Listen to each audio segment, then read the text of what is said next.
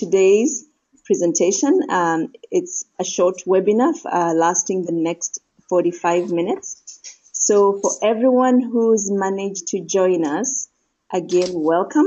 The title of the session today is Social Media and E-Learning, Ethics in Governance, Corruption Prevention.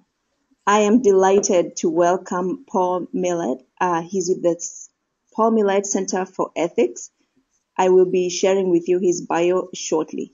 Again, we thank you for your time wherever you're joining us from. We're delighted that you have chosen to participate in the virtual conference series. So to get us started, I want to highlight a few housekeeping items. If you look on your control panel, mostly it would be on the right-hand side of your screen if you're using a computer. If you're using a mobile phone, it might likely be at the bottom of your screen. I ask you to use the chat function or the question function on your screen to type in any comments or questions that you have as we go along. So I'll take a couple of minutes at the beginning to set this up for Paul, and then he will take over and give us his experiences and insights about how they have used social media for e-learning within his organization, and his collaborators given lots of his international experiences with ethics and governance issues. So with that said, for those who haven't met me yet, this is me. I'm Dr. Penina Lam. I am the CEO of eLearning Innovators, and I will be facilitating this session. So a quick note about who we are and what we do. eLearning Innovators is a digital leadership solutions provider. We focus on these key areas for those either starting or wishing to enhance their e-learning practice. We look at e-coaching, e-mentoring, e-conferencing, and working with organizations to develop their content strategy. So if you're looking either for software solutions or consulting and guidance on these particular areas, feel free to contact me after the webinar or at your earliest convenience. I also wish to mention and highlight to you that we have this conference series with the Kenya Institute of Curriculum Development, that's the KICD. A little bit about our partner this year is KICD is in Kenya, obviously, and charged with curriculum development for all levels of education below the university. They develop and print curriculum materials electronically or in print, and conduct other curriculum-based research. I will leave you with their website. Their link is here, just in case you want to learn a little bit about them. And so on behalf of KICD and their staff, I want to welcome you to this webinar today. I also wish to mention the contribution of other e-learning experts who are with the Talents International Network of e-learning partners, and the goal is to advance e-learning within Africa. And so I also wish to recognize the 2015 conveners of the virtual, both the virtual and the live events. And with today's webinar objectives listed here, I want also to make a quick note of who our presenter is for today. His name is Paul Maillett, and Paul is a retired military senior officer. He is an accredited peace professional and an organizational ethics consultant. As I said, he was a former director of defense ethics in the Canadian Department of National Defense. So again, back to the power of why e-learning is amazing. Paul is joining us from the capital of Canada, that's in Ottawa. And we know we have an audience from around the globe. And for all of you, we want to thank Paul for taking time to share his expertise with us. Paul is also the co-chair of the Canadian Peace Institute, working to create a federal department of peace in our government here in Canada and viable alternatives prior to considering military intervention in global affairs. And since his retirement in 2001, Paul has built the Paul Maillett Center for Ethics, working in the field of organizational ethics through strengthening governance, building integrity, and controlling corruption. In all this, Paul has worked for numerous domestic, federal government departments and Aboriginal communities. He's also worked on various international projects in developing countries, the Middle East, and recent elections support in the Ukraine, and currently in Tanzania within Africa. So with that background, I want to welcome Paul. I also wish to note that this session is being recorded. As you know, we will be more than happy to share the recording after today's webinar, and it will also be broadcast and streamed live again when the live conference is happening. So without further ado, Paul, I wish to welcome you. I'm now going to pass on the viewing rights to you, Paul, so that you're able to run your slides. So give us a minute while that happens.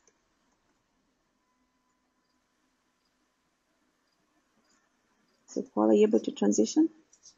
Yes, I'm all ready. I have my slide on. Do you see it? Not yet. I'm changing you as a presenter now. Over to you. Okay. Do you have the slide? I see it flickering for maybe a minute.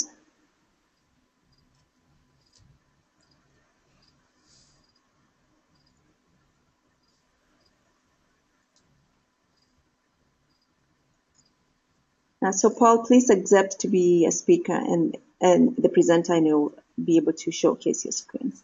Okay, how do I accept?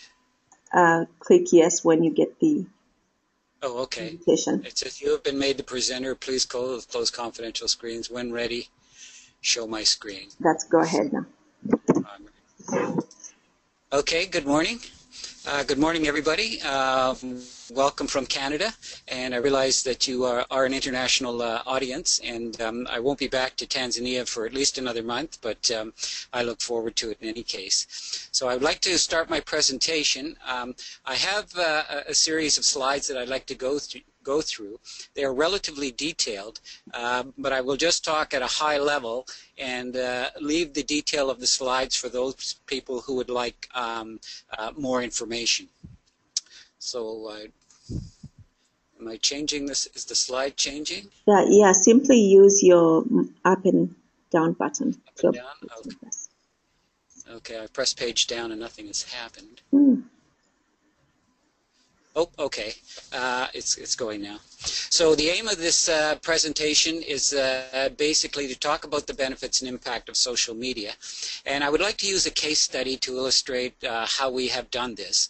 And basically it will be a case study on ethics in governance and corruption prevention. Oops. And I'm just having trouble changing the slide. So the case study is based on my current work, which is about a 3-year project in Tanzania, and I'm coming to the end of the project, and I have one more mission to go. Now, basically, the project involved the implementation of a code of ethics within the leadership of the government. It was about 10,000 leaders that we were asked to be in touch with. But also we were asked to do the advancement of ethics in all sectors of society. So we had to deal not only with the leadership, but we had to deal with society as a whole. And this presented a rather unique challenge with regards to both e-learning and social media. First thing that we did was we developed a communications and learning and campaign plan. Basically, it was a national plan that was centered in the President's office. So the idea of the tasking was to put this ethics secretariat in the President's office in Dar es Salaam. We developed a communication plan. There were zonal campaigns tailored to the specific needs of the various zones and regions in Tanzania, which were different in many cases. We developed a partnership and relationships concept, and then we were relying on stakeholder and individual initiatives. So there was a cascading of this plan through e-learning. Basically, we felt that it was impossible to get at the leaders and make an impact if all we did was talk to the leaders' community. It would be one thing to say to a leader, don't take a bribe, but we had to go into the environment around the leader and say things like, don't give the bribe. So we had to deal with the business sector, We had to deal with civil society because they are the ones who put the elected leaders in place. We had to deal with academia because all leaders pass through the academic community, and the public service in which all the work that is done in government is reflected usually through the leader. So the public service would be able to see issues of corruption and how would they empowered to do things that are safely and reprisal free. So we had this rather sector strategy that presented a unique challenge with regards to the communications plan. What we tried to do was use three things. We tried to do social marketing, crowd campaigning, e-campaigning, and thematic cycles. Thematic cycles dealt with the fact that each year we would refresh the campaign by using a different theme. One year it might be ethical decision making, another year it might be social responsibility, another year reprisal protection, another year whistleblowing. So we realized that this campaign is at a long, very, very long term, and as such had to find some way to make it coherent. We based the campaign basically on a social exchange, basically honesty and good government in return for public trust and support. And it wasn't really about asking for support, but earning it in terms of the leadership. So we created a framework of results and accountability, and desired outcomes were going to be related to knowledge, attitudes, and basically all the relational and behavioral changes. And we realized that's very, very important to realize that when you do this sort of thing, that your target market or your target audience probably has many different sectors. And all the different sectors may have very, very unique needs for communication. And we recognized that they were going to be very, very different. In the public service ministries, for example, it was going to be a balance of both controlling corruption and building integrity. And this meant that leaders not only had to behave in a good way and make decisions, but they also had to build ethical organizations. So we set up various guidances and training programs and a complaint system and a reprisal protection system that was going to take, that is going to take a relatively long term to implement. At the level of political leaders, we talked about public trust and confidence. We talked about their imperative for ethical decision making and what it meant to be to avoid conflict of interest and decorum in Parliament. The business sector had to do with contractual compliance, avoidance of conflict of interest, lawfulness, social responsibility. The academic sector, which all leaders came through, had to have a different emphasis on values and ethics education, and talk about personal decision-making, what's organizational ethics, develop future leaders. And the academic sector had to span the lower schools, the middle schools, and the university level schools. Civil society, the message that we wanted there was elect ethical people. You know, if you can vote for honest people, then you have a chance for honest government. And this started with regards to the gaining of public trust, transparency, accountability, and participatory democracy. So that was the basic sector messaging and the campaign plan. And how we then took this campaign plan and translated it into a learning campaign, a communications campaign. We realized that the e-challenge was relatively unique in this country.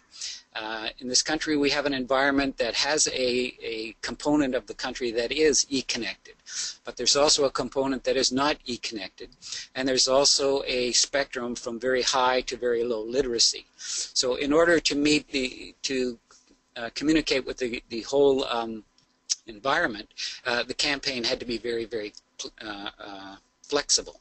So we had to learn how to cascade communication and learning down through the e-networks and social media into the non-e environment, into the low literacy environment. And this was the particular challenge that we faced. Initially, because of the methodology and the low funds that we had there, we had to develop a methodology that was either low cost or no cost. When the project team leaves the country, it has to leave things behind that are sustainable. And as a result of that, it had to be the least cost possible.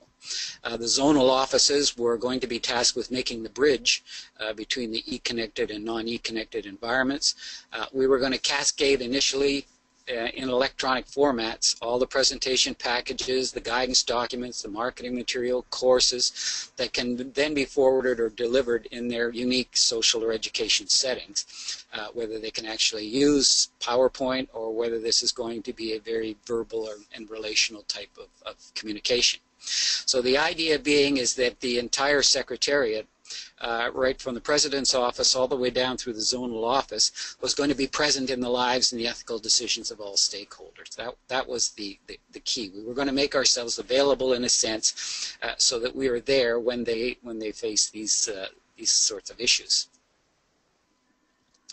We looked at social marketing initially, and we certainly know that there's a difference between social marketing and commercial marketing. Social marketing, in some sense, involves influence or manipulation of some product or services. So we want you to buy something, and there usually are advertising or corporate interests involved there.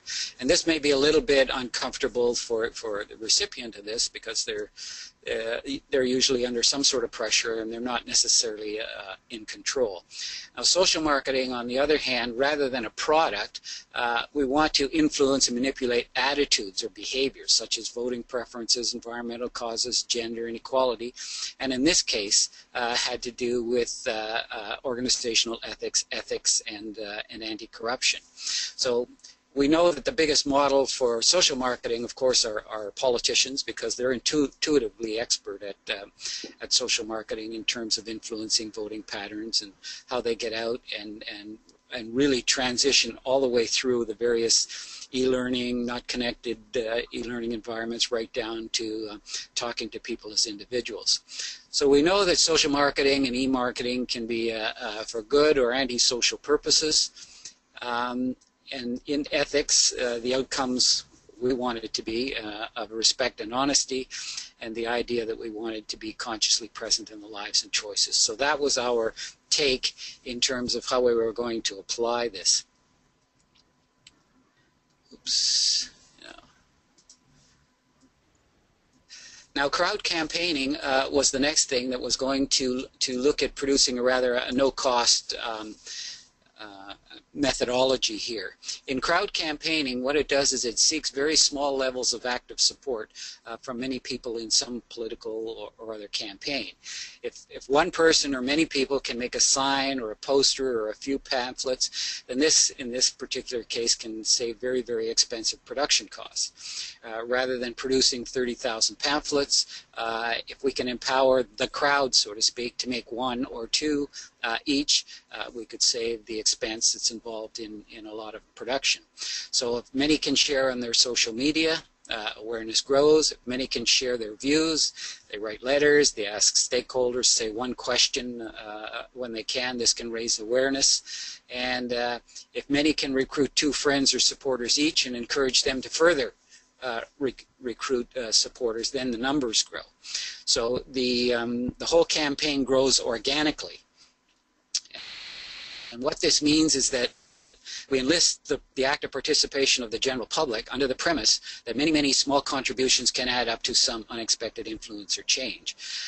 But what this actually means is one has to surrender control and achievement of the campaign to the initiative of the supporters. Because once you go through your first level of contacts and you spread the material and the letters and things down there, and they in turn give it to one other person, who in turn gives it to another person, we in a sense lose the entire contact list or everyone that we can support. So we would express possibilities, we would assist in messages, we would do updates, electronic material, and then the creative use of all this material then becomes in the hands of others.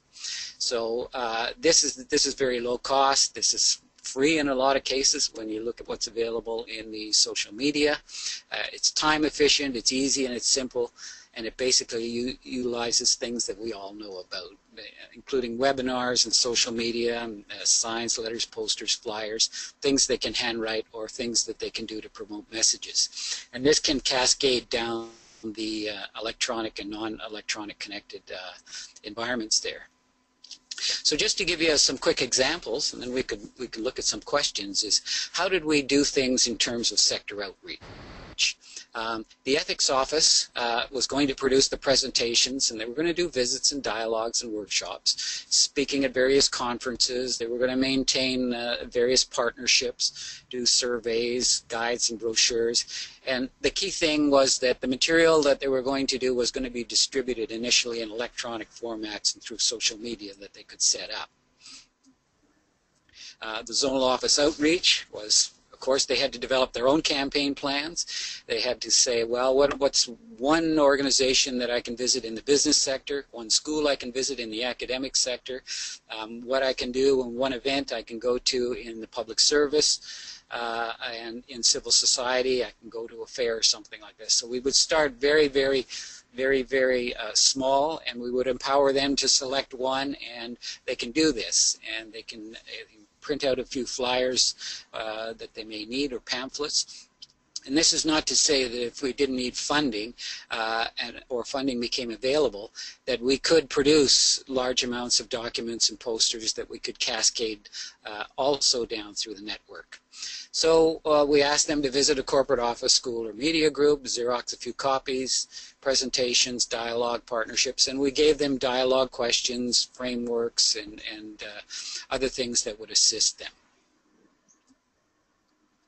In the government outreach, internal, so we also looked at outreach in terms of the public service, was a very strong campaign to promote ethical decision-making, ethical relationships, not to condone wrongdoing, safely make complaints, take action, a reprisal protection system, and a complaint system. So there was something that was going to be done internal because, as we said initially, we had to deal with the whole meta-environment, surrounding environment around the leaders, and as the saying is that both the leadership and the environment have to learn and develop together, and that's the key to this this particular campaign. Leadership outreach. When we went to the leaders, we were going to talk about their personal behavior, to be good people, avoid conflict of interest, but also to put on them an obligation to build ethical organizations. They had to control wrongdoing in terms of some of the tools that we gave them to manage risks, and they had to manage their external relationships, which involved the entire surrounding environment. Political leaders, they also were in the public trust and confidence game, decision-making, conflict of interest, what we considered decorum, courtesy, compromise, consensus, and collaboration. So this was going to be marketed to them fairly extensively, and some idea of what social responsibility is. And try to be present in the decision-making that goes on in government. And, of course, the social responsibility can be named in many ways, but we talked about integrity, environmental, economic, and social benefit in terms of obligations for them. Business sector outreach, we were going to go to them and with a brochure and a marketing plan that talked about our expectations. We expect of ourselves honesty and respect. We expect of you lawfulness, obey the law, conflict of interest. We're going to talk about the common risks that we share and how we're going to deal with these risks, everything from preferential treatment. And we are going to open up lines of communication that talk about when you have concerns, you can use the complaint system, you can talk to anybody you trust, and we're going to have a dialogue that's based on a cooperative resolution of attempts of concerns before we enter into formal complaints. So the civil society was very simple. Small levels of support in terms of political campaign. This year is an election year in Tanzania, so if you can make one sign or a few pamphlets, you can ask candidates one question when they come to the door, if you can recruit 2 friends, and you can share on social media. And this was an example of a window poster that we had sent out electronically. I only vote for honest people. Are you an honest person? Give me an example and tell me what you will do to fight corruption. So this was under the theme of making corruption an election issue, and the idea being that if enough posters get out there and if enough candidates see this and if they get tired of answering the question, then maybe this will become a genuine election issue. So the idea of asking them if they're an honest person is a very telling question to a candidate, especially if they're being asked for an example. Because when a candidate approaches somebody, they're usually in a very, very controlled environment, the person receiving the interview here. And this empowers the person that's being approached to be able to do something. Okay. Higher education. The four things at the top were what we were going to try to get higher education institutes to do more values and ethics education, personal decision-making, organizational ethics, and developing future leaders. We have begun to develop partnerships with various institutions, so we attend their meetings and give them some background information and provide course packages and guest speakers and train the trainers. And we believe in an ethics across the curriculum concept, which means that people may not necessarily attend a standalone ethics course, but they may have to take courses for their own personal development. So if you're taking engineering or some other course, then we can put a ethics module, the ethics of engineering, for example, within the course, and at that way get the ethics into the mainstream sort of education system. The lower school, Children's and Youth Program, which were considered very, very important. We produced a Parents and Educators Guidebook and a Children's Workbook. And we went at it in two ways, or are going at it in two ways. One is being a good person, exploring values and how you make ethical decisions, how you care for others. And the other, sometimes life is hard. So how we can handle suffering, build trauma resiliency.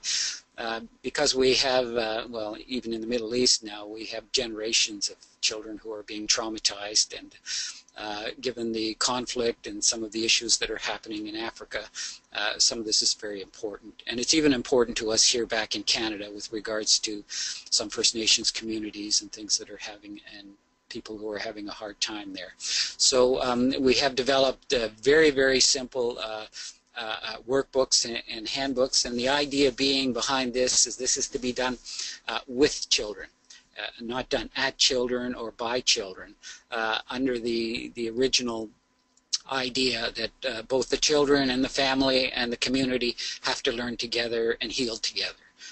We recognize that many communities, well, all communities, have things called mimetic structures, and these are structures in which people have a predisposition to mimic their environment in order to both survive, the values of the environment, to survive or to belong.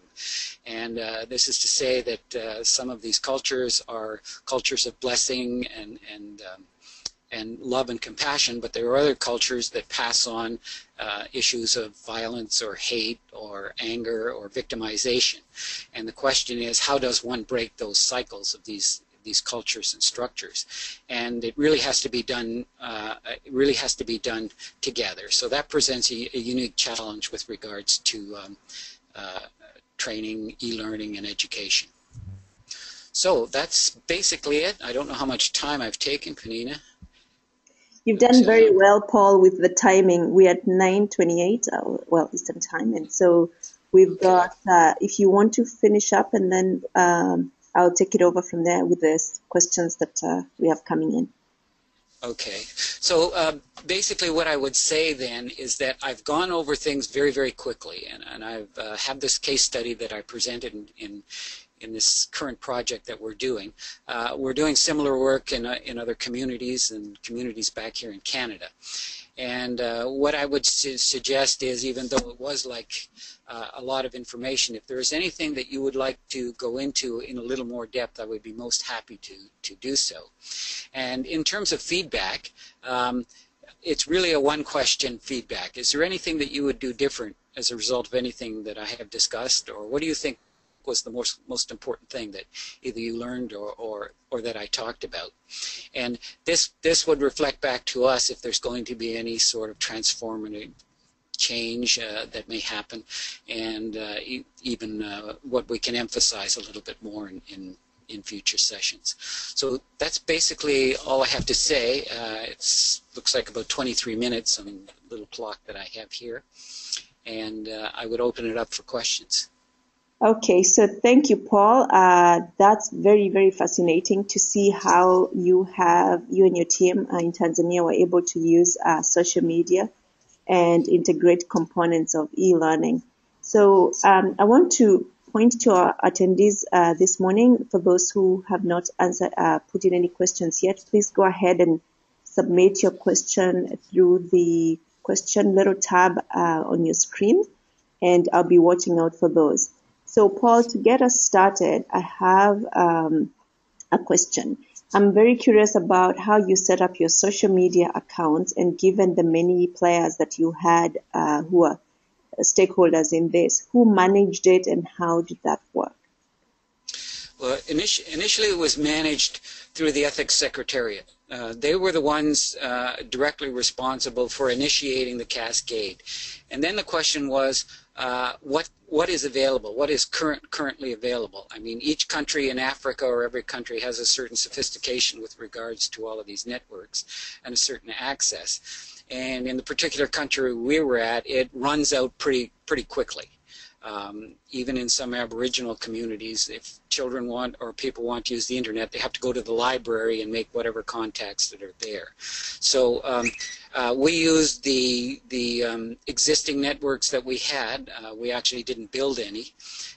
A lot of communication that goes on, even sometimes in the government, is through personal cell phones or personal networks. So initially it was the provision of the material in electronic formats, and then they would use whatever networks they had available. Some had extensive ones and some had next to nothing. So we had to empower them to keep going. But I do agree that in the long term that maybe we could take a more formal look at this in terms of setting up websites, but we always have to be mindful of the cost of maintaining expensive websites versus the cost of using existing free type of websites that are available on the internet. So I don't know if that helps at all, but we're at the beginning of this. Excellent. Thank you, Paul, for that. And I like the emphasis of the no cost was really fundamental to your foundations of how you set up the program, so cutting down on cost. So along those lines, how much of the content, the ethics content, was actually delivered via mobile devices or some element of electronic learning or a combination of? Well, the initial thing that we did was we developed the material, the training packages, and everything was developed in electronic format. And then we made a trip around all the 7 zones. We visited all the zonal offices, and we delivered a train-the-trainer type of package that showed them basically this is how one ethics and values in leadership, for example. And there's a training package of ethics and values in the business sector, in the civil society, and whatnot. And then leaving that kind of material in those workbooks, they would be responsible for then going to a business, for example. And if the business had facilities for PowerPoint or electronic learning or whatever, they would use that. If not, they would have to default back to just a verbal type of presentation. But it varied in all the various zones that we had, and that was the premise of crowd campaigning. That we would put the material out there, and they would do what they can, and they were also empowered to pass this material on to businesses or business associations or schools, academic associations. But it very quickly became a person-to-person type of presentation to an audience rather than webinars and that level of sophistication. But I think that level of sophistication is something that will come in the future. Well, thank you for that. Just to highlight something you just said, that there's always a starting point with e-learning, especially. It's not that you just jump right in 100%. We know of many different organizations that start exactly with a similar model, where it's a little bit of both traditional face-to-face and a combination of electronic component or mobile component, which actually, for the sake of for our audience who are already familiar with this, is what we refer to as blended learning. So thank you for sharing that. I have a question also coming in about how you reached out to children and parents with the e-workbooks that you developed. Could you address that? Thanks, Sanjita, for your question. Yes, the e-workbooks and the material, everything is freely given. In the background, we have a network of people who are either trained to use this or able to give advice and counsel or assistance. And we have a concept where this can be done over Skype, for example. In terms of the let's look at the terms of the Aboriginal community here in Canada. Some of the communities have schools right on the reserve, and others, the kids go to schools outside the reserve.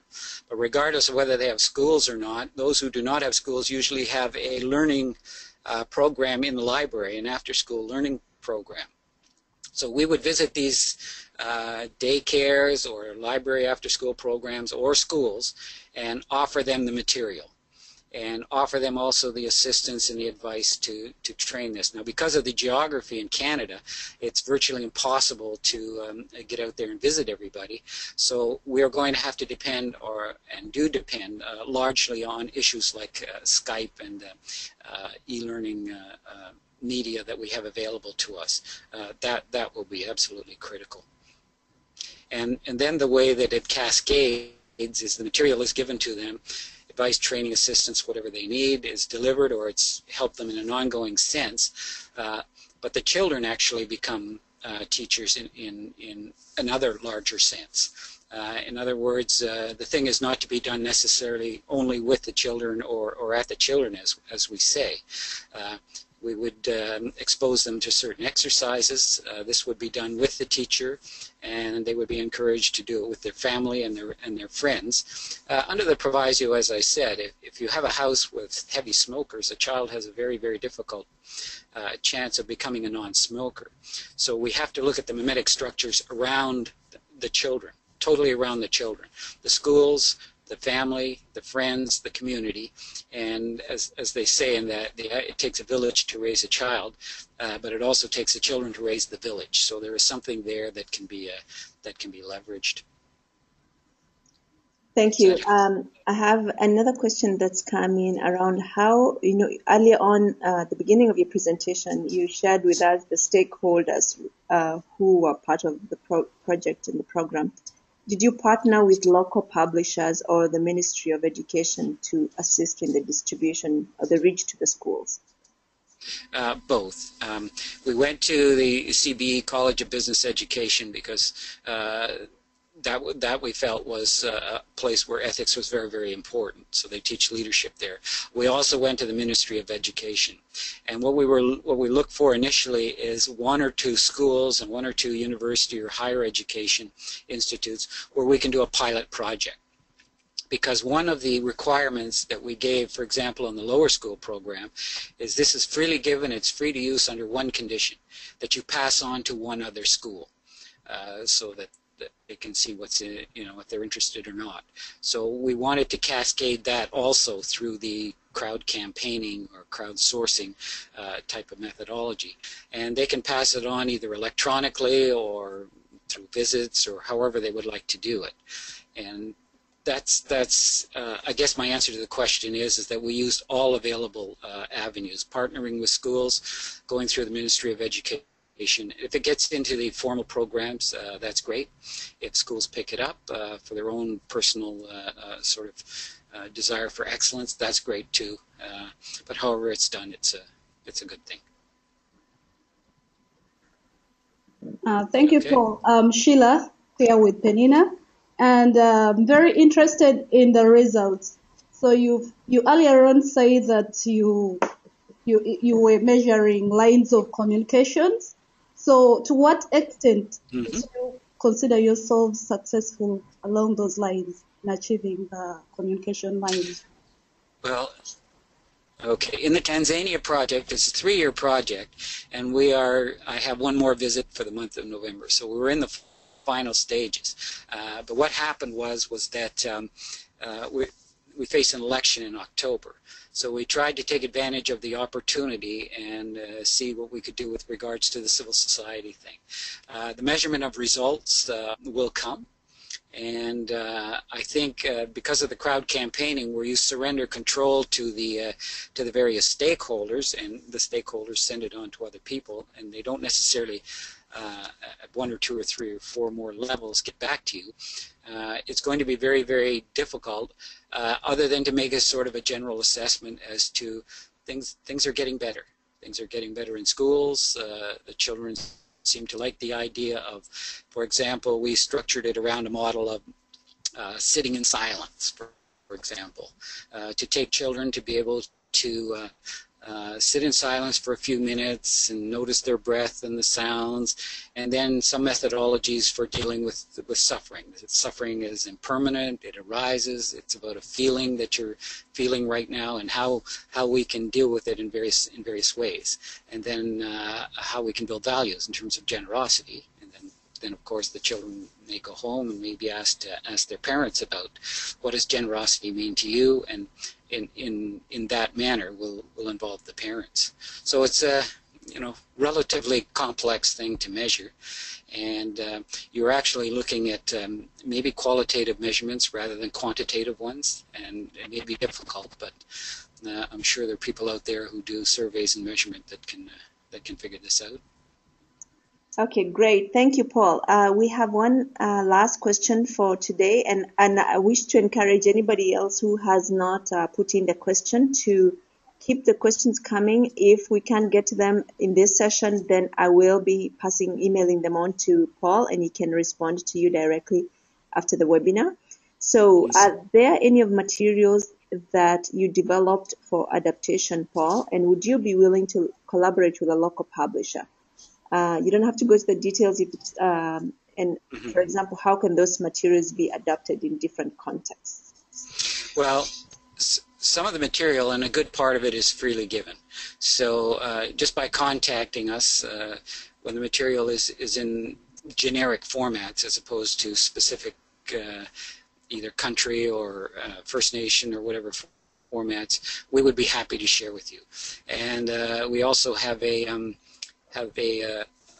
concept where it's not a teacher-coach concept, it's an accompaniment sort of relationships that we could develop to be with you, whether it's virtually or over the internet or however, as you move your way through the various implementation of the project or the tailoring of the material to your specific cultures. Now, in that vein, they are set up as ebooks. And so they're very, very easy in a PowerPoint or a PDF format to translate around. With regards to publishing, we would be open to that probably at a future date when we've got some experience and feedback and see how these programs go. But initially, we would empower the crowd to take the material and tailor it if necessary. If some of it's useful, fine. If some of it's not useful, don't use it. You understand your cultures better than we do. We're trying to provide a container or a framework from which you can move forward in these areas. Thank you very much, Paul, and thank you to our audience for the questions we've received. Paul, I think to your last question, I just wanted to connect it to our last speaker in the last week's webinar.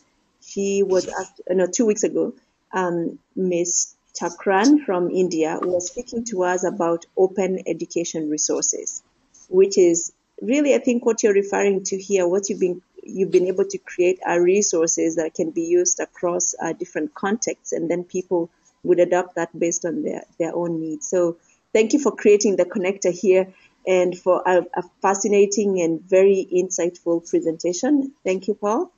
So I will take the control rights from you for a minute, so there'll be a little bit of a flicker on your end. So give me a minute. So what I'd like to do now is to wrap things up. We are at 9:45 my time. And so I would like to do a quick roundup just to give the audience a little bit more information about the upcoming events that they can participate in. So allow me to do that and to share my screen. And okay. I'll be pulling this up in a minute. Okay. All right. So what I'm sharing right now is a recap of the events that we have coming up. And Paul, if you don't mind, I'm going to hide your camera for just a minute so that I can. You do everything you need to do. Thank you. Yes. So here are the upcoming events. We are continuing the series of the free virtual conference or webinars, as we call them. There will be one happening next Thursday, and the featured presenter will be Julia Bennett and Dr. Lynn. They come to us from the United States, and they will be sharing with us their experience using different apps or applications in their school system. So that will be very fascinating to our audience who are in the teaching training arena. And again, same time, same process of registration as today through our website. And then on to the main events at the end of September, we have the pre-conference workshops. And then on the 19th, we have the e-waste workshop, which is organized by the Kenya Institute of Curriculum Development. Then we'll have the expo and the conference happening at the end of the month, September 28th through October the 2nd. So watch out for details on all these events on our website, as noted. And the next item I would like to point your attention to is you can register for any of these events via the conference website. We have various growth opportunities for you. So if you're seeking an opportunity to lead as a session chair within the conference workshops, we ask that you submit your name through this email. We have the email highlighted here. If you would like to host a webinar within your organization, we have 2 more left in this series, and that's happening the next 2 Thursdays. So contact us and we can provide you any kind of guidance and information that you need to guest host and invite your colleagues. Then for exhibition opportunities, we also have that as an opportunity for those seeking to market their services. In the future, we will be looking at people who can speak at future webinars. And so if that's something which is of interest to you, send us a note and we'll be happy to respond. And these are the tracks or the key themes that we are focusing on in terms of the conference and the webinar series going forward. Today was specifically on social media that Paul just highlighted his experiences with using social media to conduct ethics and governance training within Tanzania. So next Thursday, again, another session coming up, and these are the key links that you need to register for upcoming events that I just shared with you. And we kindly ask you to connect with us. We are very much on social media, either on Twitter, LinkedIn, and Facebook. So stay connected, and we'll be looking forward to your engagement. As Paul very well noted, that engagement obviously comes from the participants. And so we're looking forward to continuing the conversation beyond this webinar onto social media and hopefully to seeing you in person at the conference events very soon. With that said, Paul, if you have some parting words, I'll let you do the closing. On my side, I want to thank every single person who's joined us today. And for those who could not join, mostly due to access, we will rebroadcast this webinar live, one on our YouTube channel and on our SlideShare channel as well, and then later on during the conference where it will be shown on screen throughout to allow people to engage with the content more. Again, thank you, Paul, for your time. Thank you, everyone who managed to join us. Over to you, Paul, for the final words. Okay, you're more than welcome, everybody. I wish you well. Good luck to us all. And I think the parting message that I would have is that that peace and ethics and resiliency begins with the children and the things that you have to do there. So good luck. Thank you. Thank you very much, Penina. Thanks, everyone. Stay well and see you next Thursday, or send us a note and we'll be in touch soon. Okay, bye-bye. Bye-bye. All done? All done. Okay, I'll sign off now and do all Thank that.